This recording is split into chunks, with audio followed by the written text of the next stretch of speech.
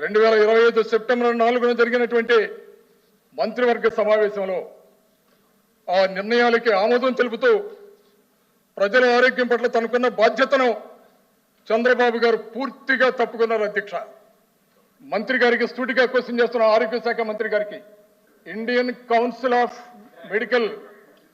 Medical council వాళ్ళు ఒక నాముంది అధ్యక్ష. ఈ రాష్ట్రంలోనే కాదు భారతదేశం మొత్తంలో కూడా ఎక్కడైతే ప్రైవేట్ రంగంలో కార్పొరేట్ హాస్పిటల్స్ ఉంటాయో ఆ అధ్యక్ష 2 నిమిషాలు కూడా కాలేదు, దయచేసి ఉండండి అధ్యక్ష.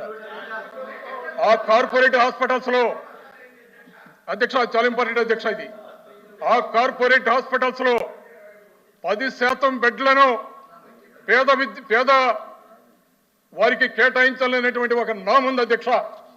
సూటిగా అడుగుతున్నాను మంత్రి గారిని, ఈ రాష్ట్రంలో ఉన్నటువంటి కార్పొరేట్ హాస్పిటల్స్ ఉన్నటువంటి హాస్పిటల్స్ అన్ని కూడా మెడికల్ కౌన్సిల్ ఇచ్చినటువంటి నామ్స్ ని 10% బెడ్డల్ని ఏ ఒక్క కార్పొరేట్ హాస్పిటల్స్ అన్ని పూర్తి చేస్తున్నారు అధ్యక్ష.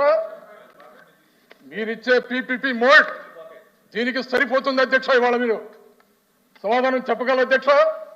జగన్మోహన్ రెడ్డి గారు ఇవాళ చాలా సుదీర్ఘంగా ఆలోచించి ఈ కాలేజీల నిర్వహణ పరంగా ఆర్థిక పరంగా భవిష్యత్తులో కూడా ఎలాంటి ఇబ్బందులు పడకూడదన్న ఉద్దేశంతో పక్కా ఆర్థిక ప్రణాళికలు రూపొందించారు.